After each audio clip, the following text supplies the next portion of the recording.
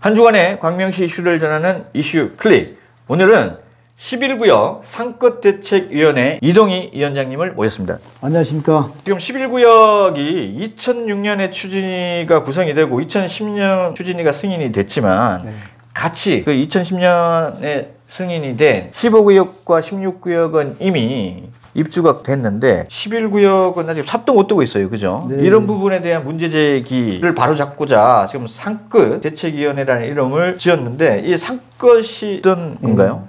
세 가지. 세 가지입니다. 첫 번째로는 불공정한 조합 운영, 두 번째로는 불공정한 업체 선정, 세 번째로는 과도한 비용 지출. 이것을 끝으로 하자 해서 상권대책위원회로 만들었습니다. 네. 결국은 지금 11구역이 이렇게 공사가 지연되고 있는 이유는 조합장인 서명동 조합장과 서명동 조합장의 아들이죠. 서모 씨와 관련된 여러 가지 문제 때문에 공사가 지연되고 있다라고 하는 부분인데 저희가 그러면 천천히 한번 얘기를 한번 나눠보도록 하겠습니다. 먼저 11구역의 진행 상황 한번 간단하게 말씀 부탁드립니다. 2016년 4월에 조합 설립이 됐습니다. 그래서 최종적으로 2021년 9월에 관리처분 계획 인가가 남으로써 시공사는 현대건설과 현대산업개발이 두 업체가 선정되어서 진행되고 있습니다. 광명의 11개 재개발 사업장 중에서 제일 먼저 시작했는데도 불구하고 제일 늦은 사업장이 됐습니다. 그래서 추진위 때부터 지금 현재까지 보면 한 18년이 됐다고 봐야죠. 그렇죠. 그러면 지금 조합 설립이 2016년에 됐어요. 네네. 비교해서는 상당히 늦어졌는데 네. 그러면은 전반적으로 지금 개발이 늦어지고 있다라고 하는 부분인데 그 이유가 뭔가요? 2012년도에 총회 설립이 무산이 되는데 무산된 경위가 후보자 2명이 나왔었는데 조합장이 그 당시에 도정법으로 재판받는 와중에 본인이 조합장이 되지 않을 것을 우려를 해서 두 사람 후보 중에 내세운 사람이 있었는데 총회 전날 조합장 측에서 동의서 일부를 빼돌려서 무산이 된 것이죠, 이게. 결론을 말씀드리면 2012년에 이제 총회가 열려서 조합장이 이제 선출을 앞두고 있었는데 2006년부터 추진위 위원장을 맡고 있던 서명동 위원장이 조합장을 하려고 했으나 당시 이제 도정법에 걸려서 조합장이 될 수가 없으므로 본인 대리를 내세워서 조합장을 시킨 다음에 본인이 이제 조합장으로 취임을 하려고 대리를 세웠으나 그게 여의치 않자 2012년에 아예 그냥 무산을 시켰다. 예, 맞습니다. 그러고 난 뒤에 2016년에 다시 조합총회가 열려서 본인이 조합장이 되죠. 그럼 결론적으로 말씀드리면 4년이 지연이 되는 거죠. 본인이 이제 조합장이 되기 위해서 4년이나 조합 설립을 지연시켰다. 이런 말씀이시죠. 관련된 근거는 갖고 계신가요? 2012년도에 조합 측에서 동의서를 빼돌렸다는 녹취록이 돼 있고요. 증거도 다 확보되어 있습니다. 그리고 지금 개발이 늦어지고 있는 부분이 단순히 그 조합이 4년이 늦어진 것 뿐만 아니라 본인이 이제 조합장이 되고 난 뒤에 또 여러 가지 역할을 하면서 역량의 부족이나 왜 일을 이렇게 하지라고 하는 의구심을 낳는 일들을 많이 했죠. 그런 부분들이 어떤 부분들인가요? 재개발은 조합장 역량이 제일 큽니다.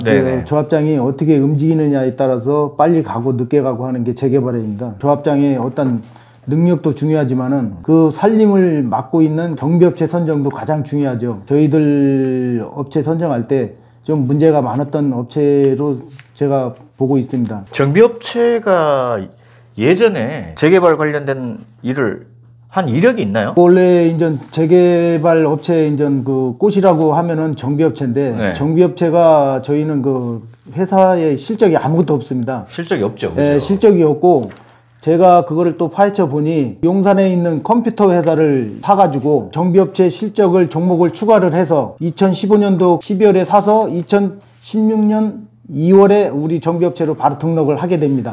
이제 그 업체가 P업체죠. 그 P업체가 이제 경험이 전무한 업체가 용역업체로 선정이 되다 보니 여러 가지 하는 일들에 대해서 서투를 수밖에 없고 결국 이제 그 문제 중에 하나가 학교 증개축 문제에서 드러나죠. 맞습니다.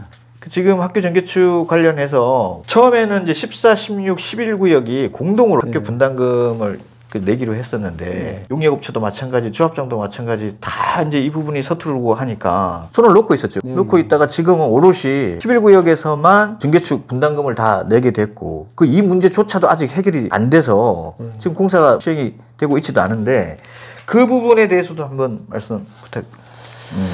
원래 이제 재개발이라 하면은 모든 게 선행이 이루어지는 게 학교 문제를 먼저 해결을 하는 게 재개발에 빨리 갈 수 있는 방법인데요. 학교 문제를 굉장히 많이 등한시했다고 볼 수 있습니다. 제가 감사 시절에도 학교 문제가 하도 대두가 돼서 2019년도 교장 선생님을 만나서 면담을 한 결과 학교 측의 요구는 증축이 아니라 신축을 요구를 했던 겁니다. 조합은 증축을 해주겠다. 근데 그런 게 협의 과정이 제대로 안 돼가지고 지금 이렇게 많이 늦어지는 거죠. 현재까지도 해결이 안 됐고. 제가 이제 당시 교장 선생님을 한번 찾아가서 제가 이 기사를 한번 준비를 한번 했었는데 학교 측에서 증축을 반대하고 신축을 주장했던 이유 중에 하나가 뭐였냐면 운동장이 부족하다였어요. 예, 맞습니다. 운동장이 좁은데 건물만 계속 올려놓고 아이들만 포화 상태로 되면 이 제대로 아이들이 학교 생활을 할 수 있겠느냐라고 하는 부분에서 신축을 원했는데 조합장이나 아니면은 중개업체에서 이 문제에 대해서 대응을 제대로 했나요? 대화가 안 됐으니까 여태까지 뭐 해결이 안 됐죠. 아무래도. 그래도 그죠? 저번에 4월 2일 날 저희가 학교 측 교육청 관계자하고도 면담을 했습니다만 교육청도 11구역에 민원 제기가 많아가지고 굉장히 그 골치 아프다고 하더라고요. 갑자기 손을 놓고 있다가 뜬금없이 교육청하고 조합 측을 대신하는 업체가 하나가 들어오죠. 그죠? 예, 뜬금없이. 그리고 또 여기서도 더 저희가 이해하기 힘든 부분은 업체가 조합 측을 대신해서 교육청과 이제 협의를 해주겠다라고 얘기를 하는데 이제 그런 부분에서 본인들이 영역 비용인데 수수료라고 하죠, 그죠? 수수료라고 하는데 이 업체 이런 경험이 전무해요. 그리고 맞습니다. 제가 교육청에 알아보니 광명시 재개발 재건축 현장에서 학교 문제에 있어서 이런 업체가 들어와서 조합 측을 대신해서 교육청과 협상한 사례가 없다. 그래서 맞습니다. 교육청에서도 굳이 왜 이런 업체가 들어와서 수수료를 주면서까지 하느냐 이해를 못하겠다. 그렇게 담당자가 이야기를 하더라고요. 어쨌든 그런 여러 가지 문제들 때문에 그 사업이 지연되고 있다라고 하는 부분인데 그럼 이제 앞에서 얘기했던 부분하고 사실 뭐 연결되는 이야기인데 전반적인 상황을 봐서는 그래서 현 조합장인 서명동 조합장이 있던 비리 의혹을 지금 문제를 제기하시는 거잖아요. 그죠? 큰 것부터 한번 얘기를 한번 해주시죠. 어떤 부분들인가요? 제일 먼저 말씀을 드리면은 추진위 시절에 A 정비업체와 B 설계업체로부터 개인 통장으로 돈을 받아서 사업비로 썼다는 게 그 잘못이죠. 그거는 우리 조합원들한테 큰 분담금으로 남기게 됐습니다. 두 번째는 아들이 용역회사에 여러 군데 다니면서 근무를 했다는 사실, 이것만으로도 우리 조합원들한테 큰 손실로 이어진다고 봅니다. 추진위 때 받은 회계 처리가 제대로 되지 않았다. 예, 맞습니다. 그 추진위 때 제가 2023년도 6월 달에 복사기를 들고 조합사무실에 가서 회계 장부를 10년치를 다 했습니다. 영수증과 사업비 쓴 거하고 다 맞춰보니까 영수증이 제대로 된 게 하나도 없습니다. 예. 그리고 2018년 2월에 도정법이 변경이 되는 시기였죠. 지명업 입찰에서 일반 경쟁 입찰로 변경되는 그 시절에 갑자기 도정법을 앞두고 20개 업체를 지명 입찰로 선정을 했다. 그 과정도 수상하다. 의혹이 있다라고 하시는 부분이잖아요. 그렇죠? 예, 그것도 많이 의혹이 있고요. 일반 경쟁 입찰로 넘어가면은 우리 조합에서 원하는 업체를 선정을 하지 못하기 때문에 경쟁 입찰로 넘어가기 전에 업체 한 20개 정도를 일괄적으로 계약을 다 합니다. 그 의혹을 갖는 이유 중에 하나가 업체가 도정법이 변경이 되는 8 이후에 선정이 된다 하더라도 사업을 시행하는 속도와는 무관하고 일반적으로 일반 경쟁 입찰을 했을 때 훨씬 더 조합원들한테 돌아오는 혜택이 많을 수 있다라고 하는 부분들. 경쟁 입찰이 더 공정하고 그 비용을 낮출 수 있는 그런 부분인데 그럼에도 불구하고 지명 입찰을 했는데 그것도 업체를 20개나 그렇게 했다. 그럼 뭔가 의혹이 있지 않냐라고 하는 부분들 이제 그렇게 함으로써 또 반복되는 얘기지만 이 시기에 또 학교 선정 관련된 부분이 있었는데 이 부분을 업체 선정을 한다고 소홀히 하는 바람에 14, 16구역이 배제된 채 11구역 조합 측에서만 학교 전개축에 대한 분담금을 내게 됐다. 라고 말씀을 하시는 거잖아요. 그 당시에 모든 게 겹쳐 있었습니다. 업체 선정과 학교 문제 이런 게 상당히 중요한 시기에 학교 문제를 16구역, 우리 11구역이 각자 분담금을 내는 협의가 있었어야 되는데 그 당시 우리 11구역은 업체 선정하는 데만 신경을 쓰다 보니 학교 문제를 등한시되다 보니까 14구역, 16구역은 이미 입주가 다 끝났고 그 부담을 다 우리가 11구역 지금 지게 돼 있는 상태고 그 부담이 모든 게 우리 조합원한테 분담금으로 오는 경우가 되는 거죠. 아니 그게 맞다라고 하면 상황 자체만으로도 조합장 내려와야 돼요. 왜냐하면 20개 업체를 선정하는 거하고 학교 분담금 관련한 게 우선순위가 있지 않습니까? 우선순위가 학교 증개축 분담금 관련 협상이 우선순위인데 그거는 뒷전으로 하고 지명협처를 우선으로 한다고 해서 업체 관련된 부분을 먼저 알아봤다라고 하는 부분은 그것만으로도 이미 조합원들한테 엄청난 손실을 끼친 거죠. 그리고 이제 중간에 한번 말씀을 하셨지만 서명동 조합장 아들인 서모 씨도 여러 가지 이제 뭐 부정 행위를 저지르고 있다라고 하는 부분이잖아요. 한번 구체적으로 한 말씀 부탁드립니다.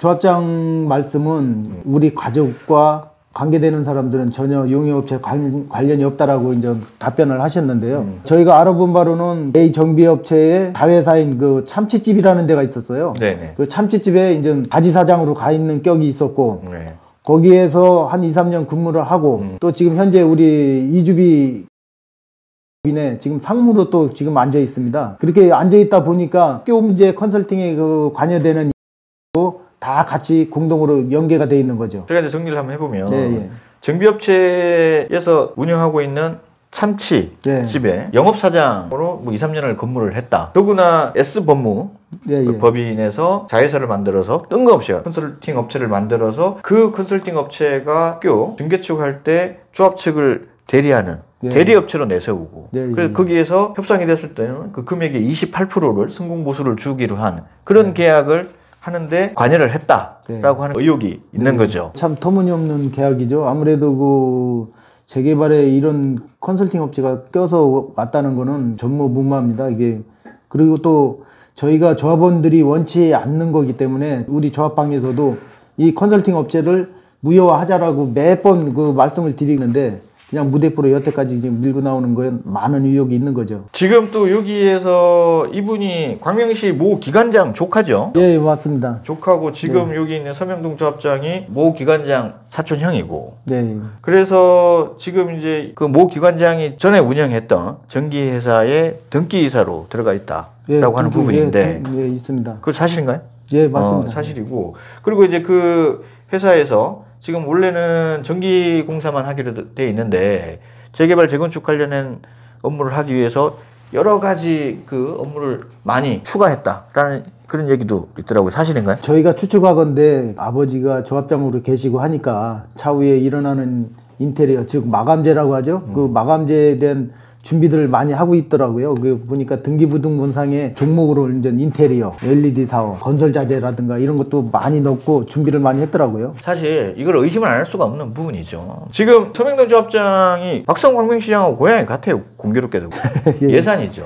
예, 맞습니다. 그것도 충청도 분이고 고향도 같고 해서 박 시장하고 관계가 있는 건 아니냐라고 하는 부분에서. 제가 이제 뒤를 알아봤더니 이제 그런 거는 관련이 없는데 이분이 이제 박 시장하고 관련이 있다 얘기를 하고 다닌다면서요. 좀 그런 면은 있습니다. 어쨌든 그건 이제 본인이 조합장으로서 내가 뒤에서 이 정도의 힘이 있다 이런 거를 과시하기 위한 부분인데 제가 확인해 보니까 전혀 사실은 아니었던 거고. 근데 조합원들은 또 다 그렇게 알고 있습니다. 어쨌든 결론적으로는 지금 11구역이 조합장 때문에 공사가 지연되고 있고 업체가 잘못 선정되고 이제 불공정한 업체가 선정이 되는 부분 때문에 조합원들이 피해를 보고 있고 그래서 결국은 과도한 용역비가 지불이 되고 있어서 이런 거를 끝내야 된다. 조합장이 결국 물러나야 된다라고 하는 부분이잖아요. 그죠? 예, 맞습니다. 그러면은 향후 계획은 지금 어떻게 준비를 하고 계세요? 저희들이 지금 할 수 있는 것은 이제 이주비 대출 이자에 대한 그 대환 실행을 저희가 지금 하려고 하고 있고요.